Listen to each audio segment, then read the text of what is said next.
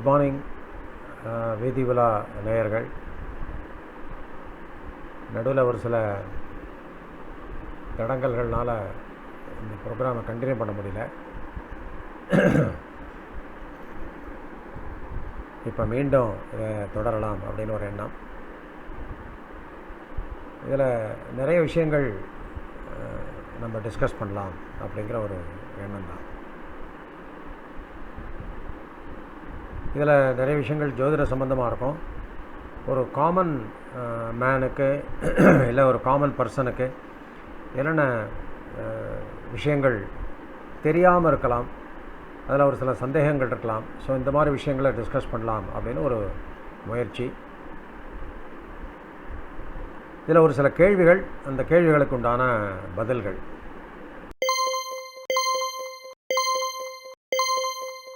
இப்போ நம்ம பார்த்திங்கன்னா ஒரு புதுசாக ஒரு கோவில், பிள்ளையார் கோவில், விநாயகர் கோவில் கட்டணம் அப்படின்னு தீர்மானம் பண்ணாங்கன்னா ஒரு ட்ரெடிஷன் என்ன அப்படின்னு கேட்டிங்கன்னா, எங்கேயாவது அரச மரத்தடியில் இல்லை வேறு எங்கேயாவது ஒரு பிள்ளையார் இருப்பார், பிள்ளையார் சிலை இருக்கும்.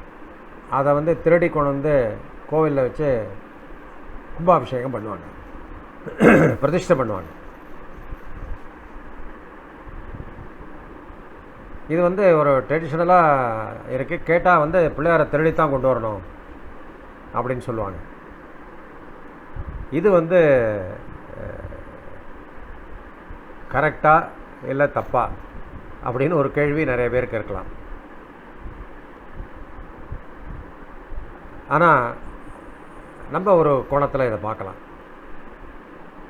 தனக்கு சொந்தமில்லாத எந்த ஒரு பொருளையுமே பொருளுக்கு சொந்தக்காரருடைய அனுமதி இல்லாமல் அதை நாம் அனுபவிப்பதோ அல்லது எடுத்துக்கொள்வதோ நம்மளுடைய தர்மத்தின் பிரகாரம் மிகப்பெரிய தவறு. இதற்கு திருட்டு அப்படின்னு பேர். ஒரு உயிரில்லாத ஒரு ஜடப்பொருள், அதையே சொந்தக்காரருடைய அனுமதியின்றி எடுப்பது தவறு அப்படின்னு சொல்லும் பொழுது, கடவுளின் சிலையை அதற்கு சொந்தக்காரரின் அனுமதியின்றி எடுத்து வருவது, அதாவது திருடுவது எப்படி தவறு இல்லாமல் இருக்க முடியும்? அதனால் விநாயகருடைய சிலையை திருடித்தான் எடுத்துன்னு ஆலயத்தில் பிரதிஷ்டை பண்ணணும் அப்படின்னு சொல்லப்பட்டது ஒரு தவறான சொல் வழக்கு. அதாவது இதுக்கு வேறு ஒரு காரணமும் இருக்கலாம். That is possible. என்ன அப்படின்னு கேட்டிங்கன்னா, நமது பிள்ளையாரை யாராவது திருடி விடுவார்களோ அப்படிங்கிற எச்சரிக்கையோடு ஒவ்வொருவரும் அவங்க வச்சிருக்கிற அந்த பிள்ளையாரை பத்திரமாக பாதுகாக்கணும் அப்படிங்கிறதுக்காகவும் இது இருக்கலாம் இல்லையா? இப்படி அந்த கோணத்தில் தான் இதை பார்க்கணும்னு நான் நினைக்கிறேன். ஆனால் இந்த சொல் வழக்கு, செயல் வழக்கு, பிள்ளையாரை திருடி கொண்டு வச்சு தான் நம்ம கோவிலில் பிரதிஷ்டை பண்ணி அதற்கு பிறகு கும்பாபிஷேகம் பண்ணி பூஜையெல்லாம் பண்ணணும் அப்படின்னு சொல்கிறது ரொம்ப ரொம்ப தவறு.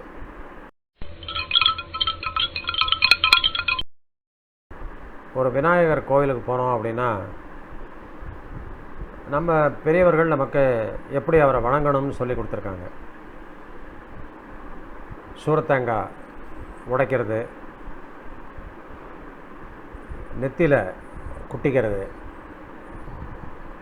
தோர்பிகரணம்னு சொல்லக்கூடிய தோப்புக்கரணம் போடுறது, இதெல்லாம் நமக்கு சொல்லி கொடுத்துருக்காங்க. நம்மளை அறியாமல் நம்ம பண்ணுவோம்.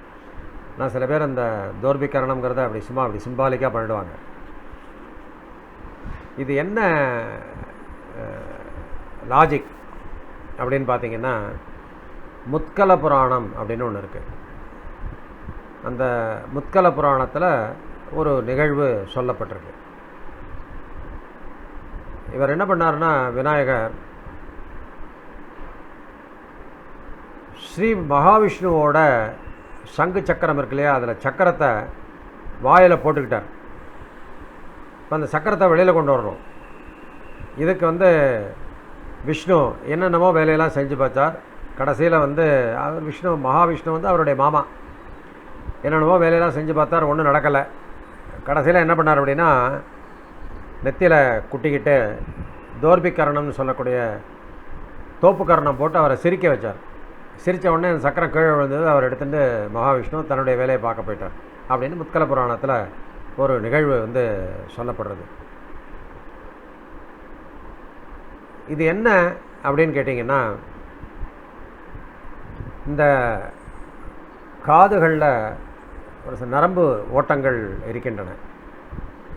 அந்த இதில் வந்து பார்த்திங்கன்னா லிம்ஃபேட்டிக் மசில்ஸ் அப்படின்னு சொல்லுவாங்க ஆங்கிலத்தில். நம்ம உடம்பில் வந்து 5 இடத்துல ஹார்ட் ஃபங்க்ஷன் ஆகுது. நம்ம இங்கே ஒரு செஸ்ட்டில் இருக்கிற ஹார்ட்டை பற்றி மட்டும்தான் நமக்கு தெரியும். ஆனால் 5 இடத்துல ஹார்ட் ஃபங்க்ஷன் ஆகுது. என்ன அப்படின்னா, ஹார்ட்லேருந்து பம்பாகி போகக்கூடிய அந்த பிளட்டை திருப்பி மறுபடியும் அங்கேருந்து ரீபம்ப் பண்ணி இங்கே திருப்பி கொண்டு வரத்துக்கு 5 இடத்துல வந்து பம்ப் வந்து இறைவன் வச்சுருக்கார் ஹார்ட்டை. அது வந்து லிம்ஃபேட்டிக் மசில்ஸ் அப்படின்னு சொல்லக்கூடிய மசில்ஸ் மூலமாக அது ஆப்ரேட் செய்யப்படுகிறது. அதில் ஒரு மசில் வந்து காதில் இருக்குது, இன்னொரு மசில் கழுத்தில் இருக்குது, இன்னொரு மசில் இங்கே இருக்குது, இந்த ஹார்ட்லேயே இருக்கக்கூடிய மசில்ஸ். 4வது வந்து வயிறு. 5வது முழங்காலுக்கு கீழே இருக்கக்கூடிய ஆடு சதை. இது 5 இடத்துல இந்த மாதிரி பம்ப் பண்ணுறோம். அப்போ என்ன பண்ணோம் அப்படின்னா, இந்த இடத்துல இருக்கக்கூடிய பிளட்டை வந்து பிளட் சர்க்குலேஷனை இன்க்ரீஸ் பண்ணோம் அப்படின்னா நம்மளுடைய hearing power, understanding power, listening power இதெல்லாம் இன்க்ரீஸ் ஆகும். அதனால தான் இங்கே இருக்கிற நரம்பை வந்து நம்ம வந்து ஒரு ஓட்டை ஒன்று போட்டுக்கணும் அப்படின்னு சொல்லி காதில் வந்து காதணி அணியக்கூடிய வழக்கங்கள்லாம் சின்ன வயசுலேயே குழந்தைகளுக்கு பண்ணுற வழக்கங்கள்லாம் இருக்குது. அது ஒரு சடங்காகவே செய்வோம், சம்ஸ்காரம்னு பேர் அது. இப்போ இந்த காது இப்படி இழுத்து விட்டுக்கிட்டோம் அப்படின்னா, இந்த லிம்ஃபேட்டிக் மசில்ஸ் காதை அப்படி ஒரு 5 தடவை 2 காதையும் இழுத்து விட்டோம் அப்படின்னா இந்த இடத்துல பிளட் சர்க்குலேஷன் வந்து இம்ப்ரூவ் ஆகும் அப்படின்னு சொல்லப்பட்டிருக்கு. ஸோ இப்போ நம்ம என்ன பண்ணுறோம், 2 கரங்களாலேயும், காதுக்கு பேர் கர்ணம்னு பேர், கர்ணம் அப்படிங்கிற காதுகளை பிடித்து கொள்வது, அதுக்கு பேர் தோர்பீகரணம் அப்படின்னு பேர். அதாவது தோப்பு கரணம் அப்படின்னு நம்ம சொல்கிறோம். அதாவது இந்த கையை எப்படியும் இந்த கையை எப்படியும் கொண்டு போய் உட்கார்ந்து 2 கால்களையும் மடக்கி குனிஞ்சு குனிஞ்சு எழுந்திருக்கிறதுக்கு தான் தோப்பு கரணம் அப்படின்னு பேர். அதே மாதிரி 2 கைகளையும் முஷ்டியாக செய்து கொண்டு நெற்றிப்பொட்டில் விக்னேஸ்வரரை தியானித்து 5 முறை சுக்லாம்பரதனம் விஷ்ணும் சசிவர்ணம் சதுர்புஜம் பிரசன்ன வதனம் தியாயத் சர்வ விக்னோபசாந்தி அப்படின்னு சொல்லிக்கொண்டு அப்படி குட்டிக்கிட்டோம் அப்படின்னா, இப்போ இங்கே இருக்கிற அந்த சிஸ்டம் எல்லாம் ஆக்டிவேட் ஆகி நம்மளுடைய திங்கிங் கெப்பாசிட்டியை இம்ப்ரூவ் பண்ணும். அது மாதிரி இம்ப்ரூவ் பண்ணிட்டு அப்படின்னா கிளாரிட்டி கிடைக்கும். ஒரு விஷயத்தை நம்ம கிளாரிட்டியோடு பார்த்தோம் அப்படின்னா நேச்சுரலி நம்ம எடுக்கிற முடிவுகள் எல்லாமே சரியாக இருக்கும் அப்படிங்கிற கோணத்தில் சொல்லப்படுது. சயின்டிஃபிக்காகவும் இதை வந்து முத்கல புராணத்திலேயே இந்த மாதிரி பிள்ளையாரை நீ வணங்கலாம், அப்படி பிள்ளையாரை நீ வணங்கினால் அவர் மிகவும் சந்தோஷமடைந்து, ஏன்னா நீ தோப்பகரணம் போட்டால் அவர் சிரிக்கிறாருன்னு வருது, அது மாதிரி சந்தோஷமடைந்து அவர் நீங்கள் செய்யும் அல்லது நீங்கள் தொடங்கும் எந்த செயல்களையும் எந்த விதமான தடையுமின்றி நிறைவேற அவர் அனுகிரகிப்பார் அப்படின்னு சொல்லிட்டு முத்கல புராணம் சொல்கிறது. இதுதான் வந்து பிள்ளையாரை வணங்கக்கூடிய ஒரு மிக அருமையான முறை. நெத்தியில் குட்டிக்கிறது, காதில் பிடிச்சி தோப்பக்கரணம் போடும். 3, 2, 1. ஒவ்வொரு தெய்வத்தையும் நமக்கு இந்து மதத்தில் நிறைய தெய்வங்கள் சொல்லப்பட்டிருக்கு. அந்த ஒவ்வொரு தெய்வத்தையும் ஒரு குறிப்பிட்ட நாளில் வணங்குவதால் நமக்கு சிறந்த பலன் கிடைக்குமா அப்படின்னு ஒரு கேள்வி வந்து எழுகிறது. பொதுவாக எல்லா தெய்வத்தையும் எல்லா நாட்களிலும் பூஜை செய்யலாம், வணங்கலாம் அப்படிங்கிறது தான் ஜென்ரல் ரூல். இதில் ஒவ்வொரு தெய்வத்தை ஒவ்வொரு நாள் வணங்கிறதுக்கு வணங்கினால் என்ன மிகச்சிறந்த பலன் கிடைக்கும், எப்படி கிடைக்கும் அப்படிங்கிறதெல்லாம் வந்து விஷ்ணு ரகசியம் அப்படின்னு ஒரு சாஸ்திர நூலில் இதை பற்றி சொல்லப்பட்டிருக்கு. சூரியனுக்கும் சந்திரனுக்கும் இருக்கக்கூடிய இடைவெளி, இப்போ அமாவாசையிலிருந்து சிறிது சிறிதாக நகர நகர சந்திரனுடைய ஒளியானது அதிகரித்து பௌர்ணமி என்று முழு சந்திரன் தெரிகிறார். பிறகு சிறிது சிறிதாக நகர நகர அந்த ஒளி குன்றி கடைசியில் அமாவாசை என்று இருட்டாக தெரிகிறார். ஸோ அமாவாசை என்று சூரியனும் சந்திரனும் சேர்ந்திருப்பார்கள். பௌர்ணமி என்று சூரியனும் சந்திரனும் நேர்கோட்டில் பிரிந்திருப்பார்கள். இதற்கு பேர் இந்த இந்த இந்த உறவு நிலை, இந்த டிஸ்டன்ஸ், இதுக்கு பேர் வந்து திதி அப்படின்னு பேர். இந்த விஷ்ணு ரகசியத்தில் என்ன சொல்லியிருக்கு அப்படின்னு கேட்டிங்கன்னா, இந்த ஒவ்வொரு திதியிலையும் ஒவ்வொரு தேவதையை நீ வணங்கலாம் அப்படின்னு சொல்லியிருக்கு. இந்த திதிகளுக்கு பேர் வந்து பார்த்திங்கன்னா, அமாவாசையிலேருந்து ஆரம்பித்தாலும் சரி, பௌர்ணமியிலேருந்து ஆரம்பித்தாலும் சரி, பிரதமை, த்விதியை, திருதியை, சதுர்த்தி, பஞ்சமி, ஷஷ்டி, சப்தமி, அஷ்டமி, நவமி, தசமி, ஏகாதசி, துவாதசி, திரையோதசி, சதுர்தசி அப்படின்னு வரக்கூடியது. பௌர்ணமி, அமாவாசை, இந்த மாதிரி வரும். இப்போ இந்த விஷ்ணு ரகசியம் புஸ்தகத்தில் என்ன சொல்லியிருக்கு அப்படின்னு கேட்டிங்கன்னா, பிரதமை தேதியில் குபேரனை வணங்கு அப்படின்னு சொல்லியிருக்கு. த்விதியை திதியில் ரமா என்று அழைக்கப்படும் மகாலட்சுமியையும், திருதியை திதியில் கௌரி என்று அழைக்கப்படும் பார்வதியையும், சதுர்த்தி அன்று விநாயகரையும், பஞ்சமி திதியில் சந்திரனையும், ஷஷ்டி திதியில் குகன் என்று அழைக்கப்படும் முருகனையும், சப்தமி திதியில் சூரியனையும், அஷ்டமி திதியில் சண்டிகாதேவி அல்லது பைரவரையும், நவமி திதி அன்று அம்பாளையும்,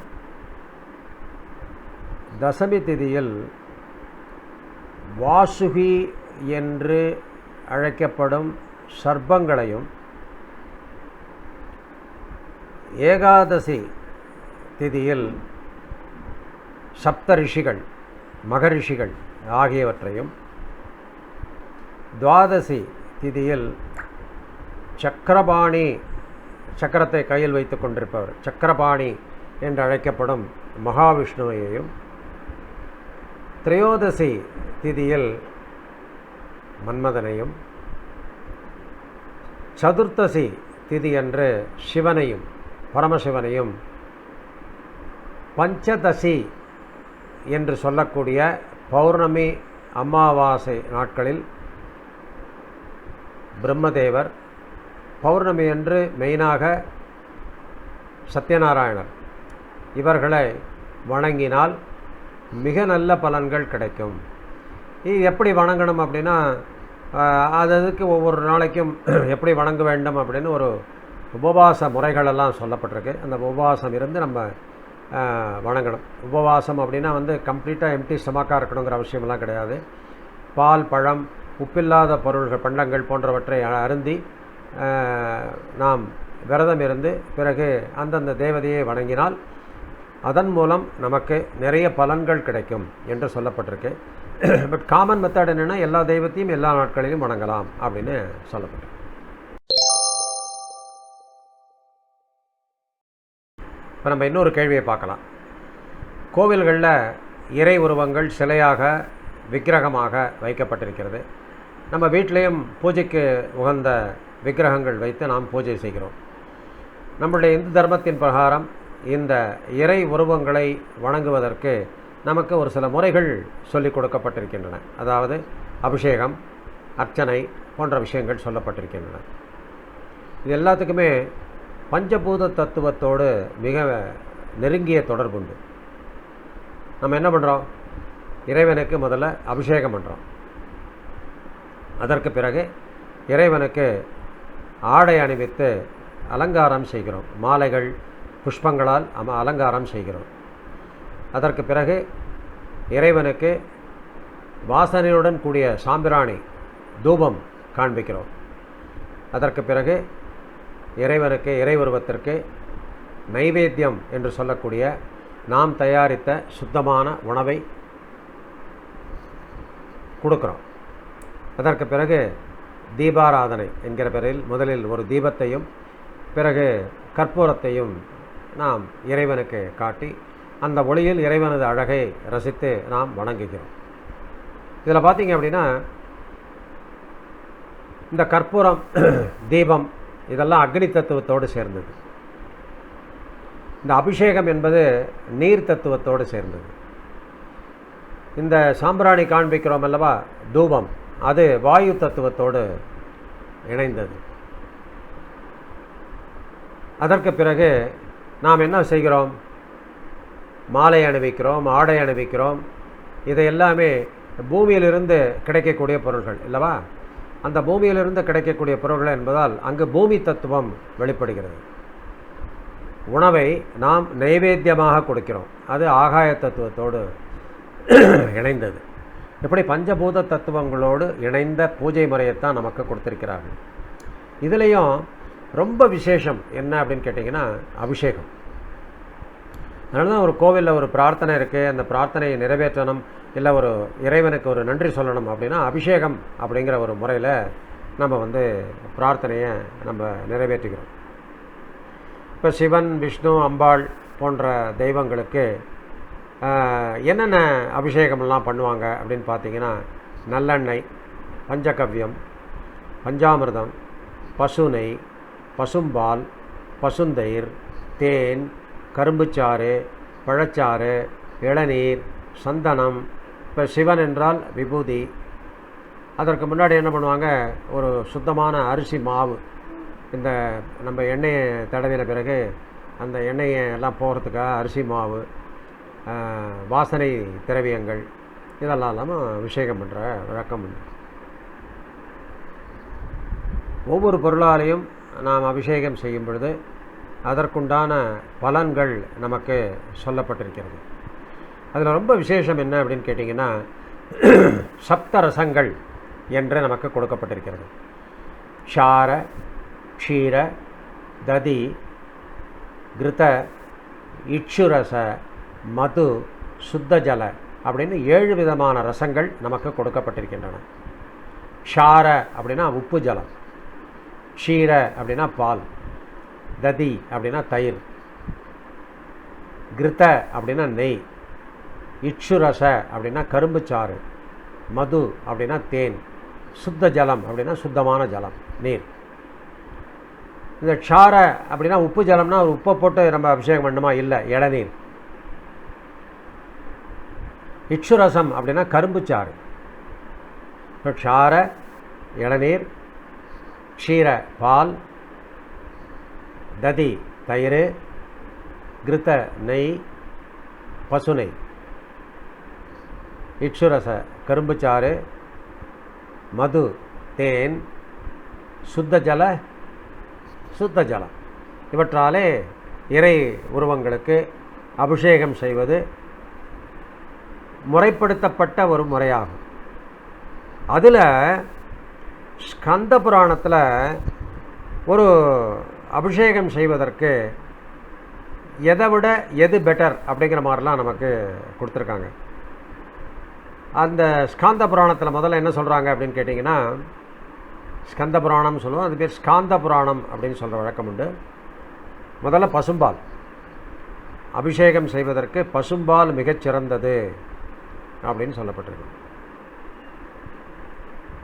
இப்போ பசும்பாலை விட சிறந்தது ஏதாவது இருக்கா அப்படின்னு கேட்டால், பசும்பாலை விட பசுனை 10 மடங்கு அதிக பலனை தரும் அப்படின்னு சொல்லியிருக்கு.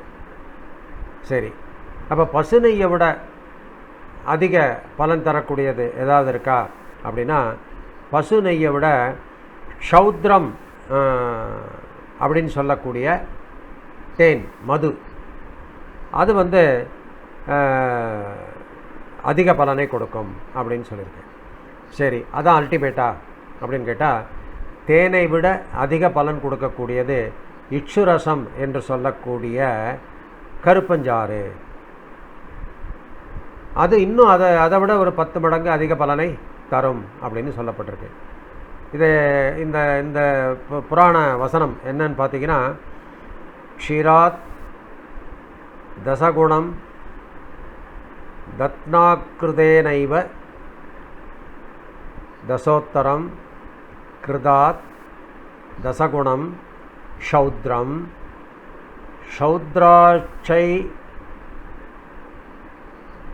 ஷவஜம் ததா அப்படின்னு சொல்லிட்டு, முதல்ல பசும்பாலுக்கு அடுத்தது பசுனைக்கு அடுத்தது தேனுக்கு அடுத்தது கருப்பஞ்சாறு, அதுதான் மிக உயர்ந்த அபிஷேக பொருள் அப்படின்னு சொல்லிட்டு நிர்ணய சிந்து அப்படின்னு ஒரு மூலநூல், அது ஸ்காந்த புராணத்தில் வரக்கூடிய ஒரு சாப்டர். அந்த சாப்டரில் இது சொல்லப்பட்டிருக்கு. இவ்வளோ இன்ட்ரெஸ்டிங்காக அந்த காலத்திலே இந்த சாஸ்திரங்களை நமக்கு ஏற்படுத்தி கொடுத்துருக்காங்க அப்படின்னு பாருங்கள். இதெல்லாம் பயன்படுத்தி பாருங்கள், உங்களுக்கு பலன் கிடைக்கும். இப்போ இந்த மாதிரி நிறைய கேள்விகளை நம்ம ஒவ்வொரு வாரமும் எல்லார் மனசில் இருக்கக்கூடிய சந்தேகங்களுக்கு விடை கிடைக்கிற மாதிரி நம்ம ஒவ்வொரு வாரமும் உங்களுக்கு கொடுக்கலாம், அதுக்கு ஒரு முயற்சி செய்யலாம் அப்படின்னு ஒரு எண்ணம். அதனால தான் நீண்ட இடைவெளிக்கு பிறகு இதை ஆரம்பிச்சிருக்கோம். ஓகே, நன்றி, வணக்கம்.